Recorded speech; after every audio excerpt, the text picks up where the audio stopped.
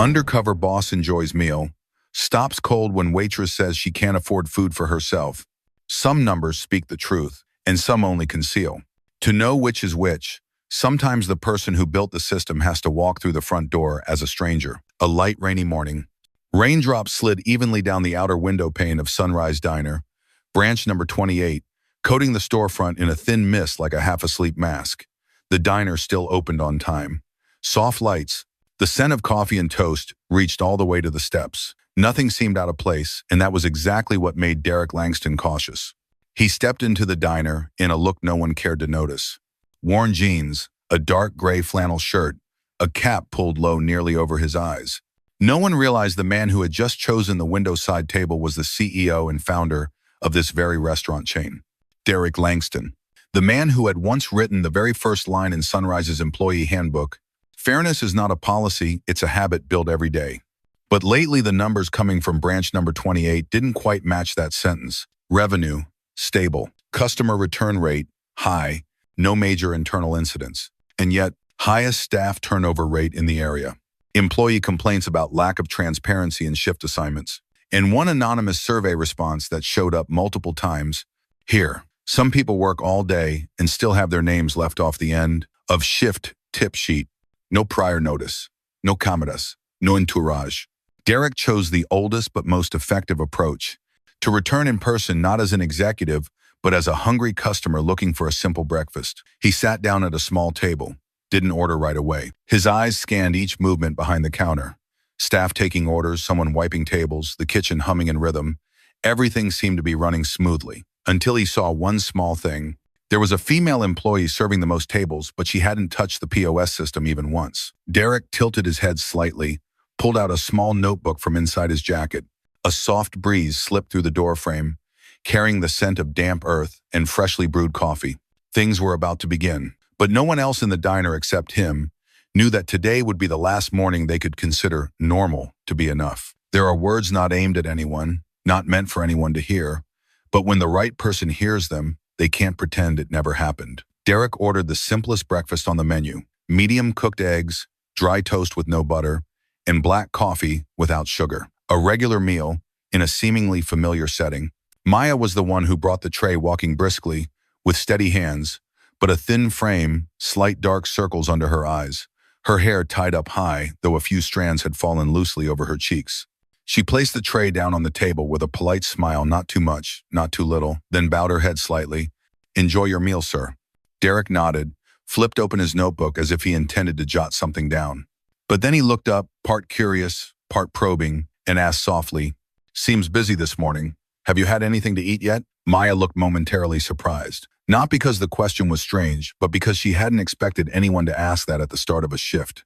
She smiled faintly, the kind of smile only those who've sacrificed for too long would recognize, then answered, not bitter, not joking, just plainly, as if recounting something obvious. "I eat after the kids. Haven't had anything today yet, but I'm used to it." The words drifted through the air like a quiet footnote to just another workday.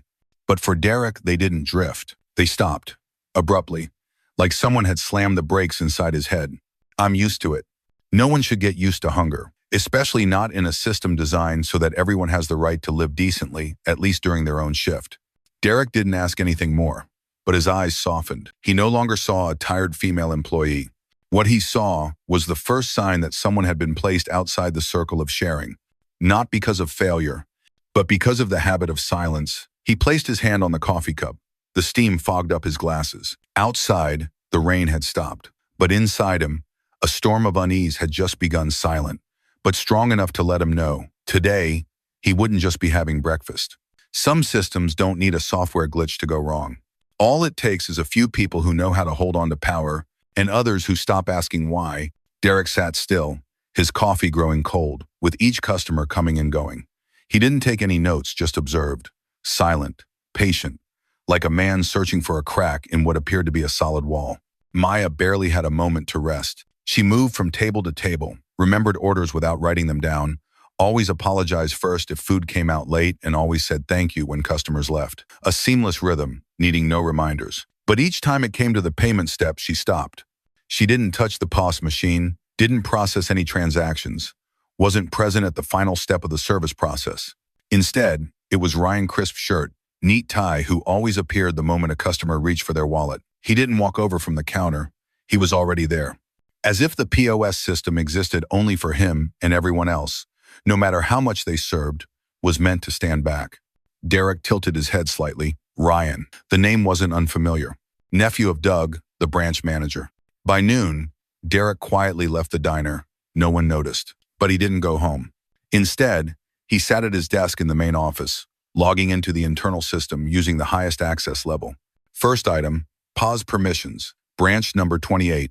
First line appeared, Maya Ha, status, no pause access. Note, pending performance reassessment during peak hours. Request date, 5 months ago. Approved by Doug H. Derek frowned. Pending reassessment for half a year? He switched to the internal training section and typed in Maya's name. Result, pause training course, completed. 6 months ago. Assessment, passed, grade A. Final evaluator, Ryan D. A closed loop. The evaluator was also the sole operator. Maya, fully qualified, fully certified, was still kept out, not by any official reason, but by an administrative line repeated like a thin veil over the truth. Under review. Derek opened the POS transaction summary for the past 30 days. Ryan D. processed 87% of transactions. Average tips per shift, highest in branch. Maya H. served 53% of tables. Recorded digital tips, 0. Doug H., person approving POS access, made no changes in over 3 months. The data needed no further explanation. A system designed to automate fairness was being manually twisted by those who had the power to press pause and those who were never given the right to ask why. Derek closed the laptop, his eyes still fixed on the now black screen. In his mind, it was no longer a functioning diner. It was a playground where the winners always held the whistle and the losers were always told, just wait a little longer. Derek didn't leave his desk immediately. Instead, he opened another system window, one that stored POS access logs by time block. This was a detailed record accessible only to top-level executives. He entered the filter, 7 a.m., 11 a.m., morning shift, Maya H. serving. The first line appeared, Delapan, 12, table inam, server, Maya H., POS handler, Ryan D. Delapan, 40, table 3, server, Maya H. POS handler, Ryan D. 9, 27, table 5, server, Maya H. POS handler, Ryan D. Followed by nearly 30 more transactions, all following the same pattern. She served. He operated. She received the thank you. He received the tips. Derek triggered a secondary check to compare the tips Ryan received from tables he didn't directly serve. The result appeared as a chart. Nearly 80% of the digital tips Ryan received came from tables served by Maya. Simultaneously, he reviewed the internal changelog, any modifications related to access rights, locked permissions, or notes like temporarily pending approval. One small entry appeared. 3 months ago, Maya H. was changed from pending approval to no access. Note, does not respond well under peak hour pressure. Logged by Doug H. Accompanying performance data, none. Derek sat in silence. He knew the system he'd built, every line of code, was meant to prevent exactly this. But there were gaps. And Doug, in his role as branch manager, knew exactly where to bend the rules. Derek picked up the phone and called the regional operations director. I need an audit team ready within 72 hours. Branch 28, no advance notice. I'll be there myself. And this time someone will be removed from their position before the morning is over. Oh, after the call, he didn't leave his office. He simply reopened his worn personal notebook and, with a blue ink pen, wrote, "The quietest crime in any system is recognizing someone's ability, but using it only as a pretext to exploit their silence." On the idle screen in the background, the dashboard still displayed Maya. Not a portrait, just data. But to Derek, at that moment, it carried the shape of hundreds of others. Those who worked hard, but because they didn't have connections, were excluded from the right to be seen. And he knew if it wasn't stopped right now, this system would no longer be sunrise. It would be a sunset under manipulation. End of UA. There are mornings that don't begin with breakfast orders, but with a declaration, we've seen it, and it will not happen again. Friday, 7:33 a.m. The restaurant was entering peak hour. The smell of fried eggs, baked goods, and coffee filled the air. The clink of spoons on ceramic, the The soft beeps of the POS system swiping cards, everything seemed normal. Routine. Maya was serving table 6. Doug was behind the counter reviewing the day's first delivery orders. Ryan, as usual, adjusted his collar, POS terminal already in hand like a ritual that never got interrupted. And then, the door swung open. 3 people in white shirts walked in, internal auditors from HQ. Trailing them was an older man, no longer in a cap, no old jacket, no disguise. Derek Langston, no longer a stranger, no longer observing from a distance. He stepped in with the silent finality of a CEO and someone ready to recalibrate the scale of fairness that had been tilted by those who knew how to game the rules better than they knew how to be decent. Doug looked up, eyes landing on the group, his face draining of color. "Mr. Langston, I didn't." No explanation needed. Derek cut in, voice even, low but sharp as a blade long prepared. He signaled. One of the auditors opened a laptop and connected it to the wall-mounted screen, the one usually reserved for promotional menus. This time, the screen didn't show promotions, but a statement. Maya H. served 53% of total tables. POS usage, 0 times. Ryan D. executed 87% of POS transactions. No direct table service. Doug H. approved the restriction on Maya's POS access for 5 consecutive months. Internal note. No need to let her handle transactions. It complicates shift data. A chain of emails followed exchanges between Doug and Ryan, with one line stopping mid-sentence. Keep Maya on clearing and taking orders. POS handling should be Ryan's only. She won't object, still endures. The entire diner fell silent. Customers hushed. Staff stood upright. No one spoke. No need to. Derek stepped forward, his eyes fixed on Doug, who now clutched his hands behind his back, as if trying to hide what everyone had already seen. You didn't manipulate the system by rewriting its code. You manipulated it by deciding who got to touch it and who didn't. And that, Doug, is a betrayal of everything this company stands for. He nodded. 2 folders were handed over. Immediate termination.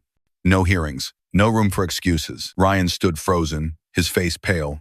Doug tried to open his mouth, but all that escaped was a sharp breath that quickly disappeared. Derek turned to the entire staff and guests in the diner, his voice steady and clear, without a mic. From today on, the entire POS system at Branch 28 will be reset to its original design. The server is the one credited. The one who touches the terminal is the one who actually stood at the table. All tipping data will be publicly displayed in real time. No more temporarily locked. No more internal arrangements. No more delays for fairness. He turned toward Maya, who stood still behind the counter, hands gripping a cleaning cloth, but her eyes no longer downcast. Derek stepped forward and stopped in front of her, not as a CEO, not as a benefactor, but as someone who had seen and been late. "Thank you," he said, voice hoarse, "for not giving up before we woke up." Abhi. Maya pressed her lips together, saying nothing.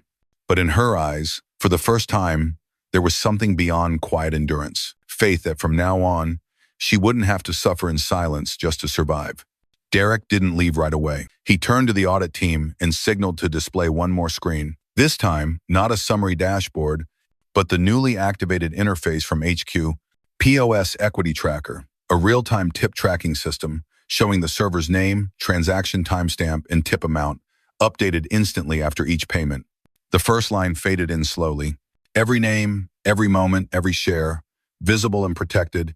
Oh, a young employee standing near the counter, Alex, who had only been on the job for just over 2 weeks, saw his name appear for the first time after a transaction from Table 9. He squinted, as if in disbelief, then turned to Maya. She nodded gently like a silent confirmation. From today on, everyone will see their name where it rightfully belongs. Derek looked around, letting his gaze rest on each person, those who had remained silent not out of agreement, but because they didn't believe change was possible. He spoke low, slow, but impossible to ignore. "I'm not asking anyone to applaud what just happened, because the truth is, what's right should never have arrived this late. But I promise, from today on, if anyone here feels left behind, it won't be because the system lacks a feature. It will be because I or we haven't gone far enough to hear your voice." A light breeze drifted through the door that hadn't fully closed. Maya set the cloth down and slowly walked toward the screen. She didn't touch it, just stood there, watching the lines scroll. Maya ha, order 7, 6,25 pan, 14 verified. For the first time in 5 months, her name appeared, not through someone else's hands, not removed, note hidden. Derek remained silent. He didn't need to say anything more. Restoration didn't lie in premises. It lay in a single line printed on a screen like a living commitment. Whoever serves gets named. And in that moment, every staff member in the diner felt something clearer than ever before. Fairness doesn't come from being granted. It returns when someone has the courage to pause and rewrite the space where it once disappeared. Fairness doesn't arrive as a reward. It arrives when a system knows how to reflect on itself and correct its wrongs through action, not slogans. 1 month later, early morning, autumn sunlight streamed through the clear glass, casting soft golden streaks on the tiled floor like ribbons of silk. Sunrise Diner, Branch 28, still opened at the same hour, served the same dishes in the same setting, but the atmosphere had changed. No more frantic calling at shift's end. No more eyes dodging the POS screen when it lit up. Only rhythm now. Clear, visible, and just. Right at the counter, the new digital screen displayed each transaction.